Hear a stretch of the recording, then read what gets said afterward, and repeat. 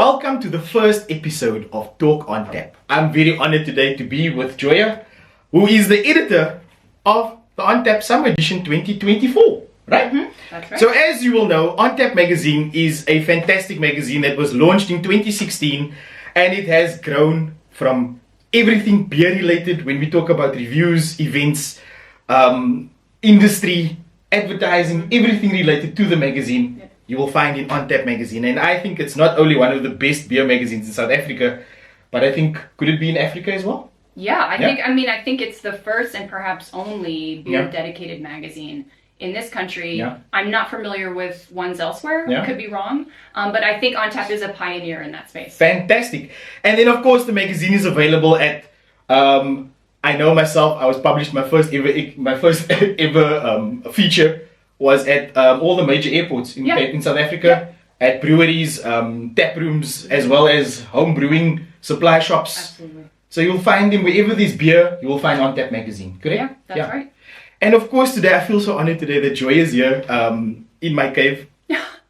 This is an honor. It really is. And I just wanted to know from you, Joya, what has been your experience? What brought you to being the editor of this magazine? And also, what is your background regarding beer in South Africa? And where does your love and passion come from it? Or for it, Yeah, thank you for that. Yeah. So firstly, it's an honor for me to be here. I'm very familiar with this background, and so it's thrilling to be here to see it in person. Yeah. So as folks might be able to tell from my accent, I'm not from South Africa. You don't say. No, a big surprise. So I am actually originally from a very small state in the U.S. called Vermont. Yeah. But I actually didn't grow up in the U.S. I didn't live in the U.S. until I was about 18 years old and going off to college, to university.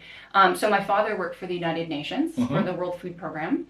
So my family, we moved around every 3 to 4 years. Yeah. You know, I think I did sort of follow in my father's footsteps a little bit. So the first 15 years of my professional life, I spent doing development work, so working for larger NGOs, nonprofits, but always with a focus in gender, human security, and violence prevention. And then to cut sort of a complicated story short, one day I quit my job and decided I was going to write a book.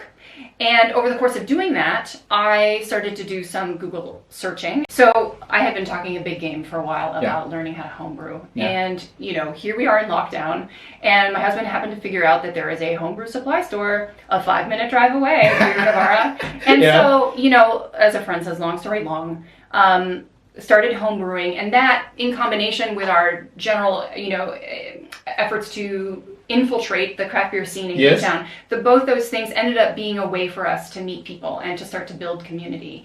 And so I had come across On Tap and I thought, you know, here I am in a writing program. I'm starting basically a new career from scratch. I'm learning to, you know, write and edit. And here I also have this love and passion, growing passion for beer, and now I'm brewing my own beer. And it's been a way for us to make friends and build community. So I reached out to the former editor, Lucy Korn, and started writing a few articles for the magazine and sort of got involved that way. And then, you know, a few years down the line, she announced she was stepping back.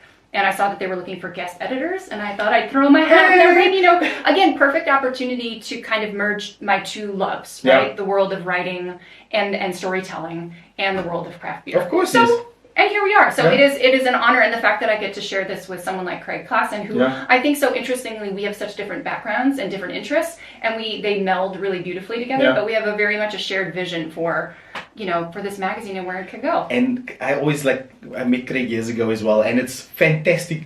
Craig's insight into beer just blows my mind. He's like, I call him Yoda. I think that's appropriate. Because he's like, everything I ask him beer related, he's like, Byron, but this is how it is. And he breaks down the history of it. It started this time, and it used to blow my mind. Yes. But again, back to On Tap magazine.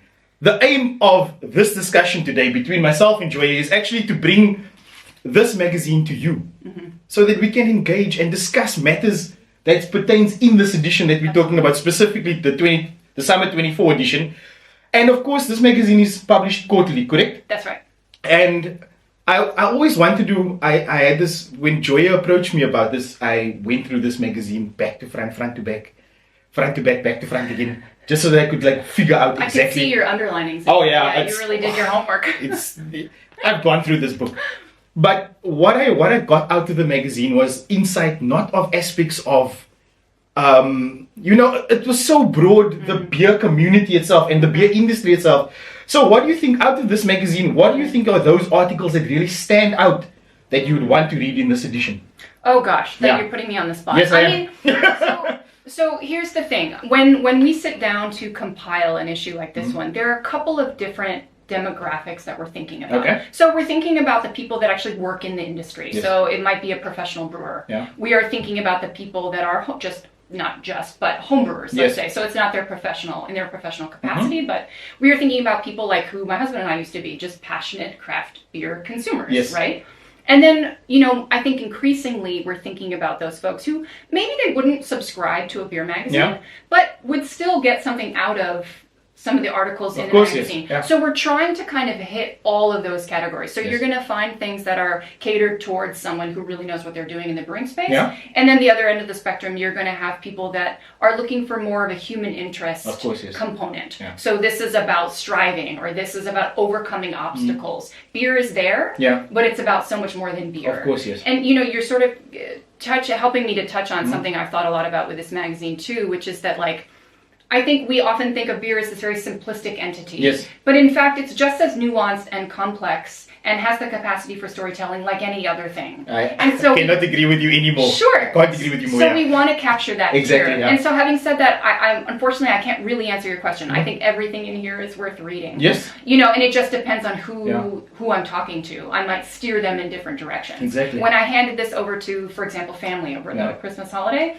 I said, you might be interested in the article about Lady Justice Brewing. Yes. Because it's a story about innovation. Yeah. It's about being a pioneer. Exactly. And it's about a success based on that sort of new beginning, if that makes sense. Yes. So it just kind of depends. No, it's fantastic. It like I said, I read every aspect, every article, went through it. I literally fine-tooth combed with it. But anyway, it was things that come from the start already when you did your editorial for the magazine. The mention of culture and the beer culture specifically pertaining to the magazine. I always wanted to know, elaborate a bit more about what is the beer culture like. I want to put my finger on it. Yeah, well, it's hard to break down, and I just was thinking through it, and I thought you are here today, sir. So once again, I may fail you in my answer, but you will never fail me. The simple answer, what is beer culture? It really depends on who you're talking to. Again, right? So, but I'm going to, I'm thinking about something that Anton Erasmus told me. So he was formerly of SAB, and has become heavily involved with and is a huge supporter of the intervarsity brewing competition that I wrote about in this issue. And he talked to me at length about what he sees as a difference between beer culture and beer drinking culture. Yeah. So for him, beer culture is something he has seen in countries like Germany, Austria, Czech Republic, right? And there it's beer, the beer culture is old, it's ingrained, it's like in your DNA. And beer kind of permeates the culture, whereas in a place like South Africa, he views it more like a beer drinking culture, which he is quick to point out is not a negative thing. Rather, he sees it as something that's in evolution. It means it's evolving, right? And so he sees things like education. So, for example, something like the InterVarsity Brewing Competition and marketing. These are opportunities to grow what beer culture means to us and what we want it to mean to us. Because in the article itself, I don't know if it was him that mentions that at the function, at around 9 o'clock, he pointed out to somebody to say that, look at the crowd that's here today, is the fact that there is a slow shift of where people are no longer drinking, but it's becoming a little bit more. Now I understand that what you're saying now is about the culture of it, is that the people are not drinking to get inebriated, like they would as varsity students, to be, for lack of a better word. But to see them enjoying themselves together and enjoying the beer that they made. So, Thank you for bringing that up, because that is very related to what I'm talking about. So the phrase beer culture also came up in my conversations with students. And one thing that came up from several of them was this idea of, look, I think we need to acknowledge that South Africa has an addiction problem, as in many places, right? But that is very different from having a passion for a particular beverage. And mustn't we position beer as a beverage of moderation, in fact? Of course. Right? And so it's differentiating the binge drinking from passion around a beverage and your relationship to it. So that's something many of the students said. You know, another piece of this beer culture came out in some of my conversations with the young women that were participating, which was, look, we'd really love to address these kind of long-standing stereotypes around, which persist, shockingly, around who drinks beer and who doesn't. Right? So this idea that, you know, everything from women don't drink beer, it's not ladylike, to women won't drink hoppy beers, right? As far as I know I'm not a biologist, but I'm pretty sure that our reproductive organs don't have a lot to do with whether or not we like hops. I could be wrong on that, but it's your own personal appeal, Sure. So again, this beer culture concept to me is something that is we are seeing shifts around, and I think when I was there at the university brewing competition, one of the things I walked away with thinking is, if this space represents sort of the direction we're going in and the future of beer, then I think we have a lot to be excited about. And definitely get your hands on the On Tap magazine. You can download it for free on the website. That's correct. Read through it. The InterVarsity story is so spectacular because it's students that are studying at amazing universities. They're not even brewers, actually. They just found it as a club or something. Weren't. Now they are so heavily involved in the industry that some of them have actually pursued a career in it. And what was fascinating to read from the articles also was the type of beers they were making. Maybe you can just elaborate a bit more on the styles, the one that won. That I always found that simply amazing. Absolutely. So just to go back and say, you know, in the week leading up to me going to Bloemfontein to attend, I was chatting with a friend and I said, you know, I'm going to this varsity beer brewing competition. And she laughed and she said, oh wow, that's going to be a real piss up, right? And you know, I think I also kind of came in with some preconceived notions, but as we just discussed, and the moment you were pointing out that happened was at 9 o'clock on the last night, where all the awards had been announced, and you'd think people would be totally celebrating. Because the beer was free. The beer was free. And this older gentleman, you know, tapped me on the shoulder and said, you know, look around, what do you observe? And that's when I, you know, was really realizing, you know, these students are here and realizing beer is big business. Beer is a possible career. So they were realizing, I mean, they're clever. Again, to your point, these are chemistry students. These are biology students. They're not silly students. No, not at all. I mean, you know, I joked with a friend, they're nerds. They're my people, right? You know, this is a clever bunch. But also realizing this was a networking opportunity for them. And on the other side, for the folks like Heineken and SAB, it's a recruitment opportunity. I couldn't believe that you find these students all over South Africa that are doing this day in, day out. And it became something of, like you said, a small hobby. And now it's something that they pursued. I mean, it reminds me of myself at some point. Like, we were talking earlier about how my cave looked from just one bar to, if anybody could see what is behind the camera, it's not important. But just how that growth and the passion in it all. And to find that the growth it's year on year, it's growing. And also the sponsorships is getting into it. So we talk about more things in the magazine, is the aspects of the other side of the life as a brewer or wanting to own a brewery. Was what I found the articles on pertaining to the taxes and things like that, which was very insightful for me as somebody that wants to aspire to do something in that field in the future. I always found that it was, you know, things that you always assume that, okay, you open a bar or you open a pub or a brewery or brew pub and away you go. Not realizing all the aspects behind it. And this magazine, after reading that article that Craig wrote, it was so insightful. And there's so many aspects, more things in the magazine that we should definitely be looking out for is upcoming events, you know, and the beer reviews as well. I think that's something that more people, if you're watching this, please do a review, submit it to Joya. What's the email address that they can send it? So actually we have a panel that does the reviews. So folks should actually rather be telling us what beers they think should be reviewed. And then if they can get those beers to one of our judges or reach out to us and we will connect them. And that way they can get reviewed in the magazine. Fantastic. Is there more that you'd like to speak about the magazine that I think you would find, what people would find very interesting to read? Not that I'm saying that. I found that from the front page to the back page, I found insight is, even the editorials were interesting. I mean, great. I love that aspect of the yeast that they're looking into now for low to no alcohol beers. Yeah. I found that insightful as well. Yeah, again, definitely something I'm going to do in the future. Yes, excellent. And we've chatted about that, and I think moving forward, it would be great if you have an opportunity to sort of interrogate, if I can, some of the folks that wrote, who are experts and wrote some of the content, we'll get to which would be great. You know, something else I want to chat about a little bit is, sometimes we include articles about things going on abroad, and we do want On Tap to be, championing what's happening here with also sort of a nod to developments elsewhere. And, at the beginning of this conversation, I mentioned my background and what I used to do for 15 years.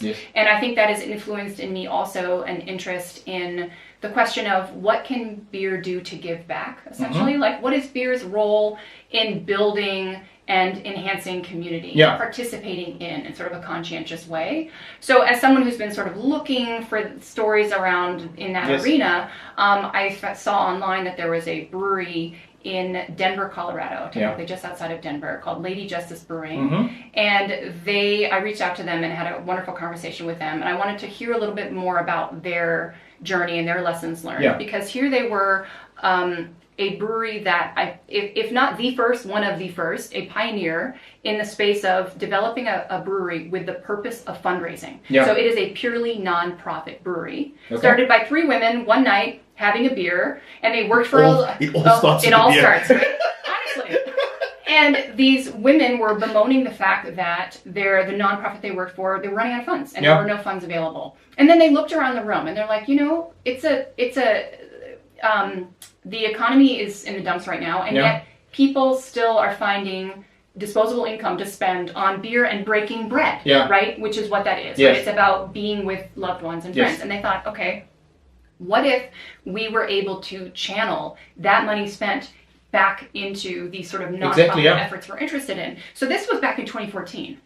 And so here we are 10 years on, and not only did their model succeed, I mean, I've been to their tap room. They are doing very well. Way past what they ever expected it to be. Absolutely. So what I also want to add is it's not just a feel-good story. It's not just a kumbaya story. It's also just good business.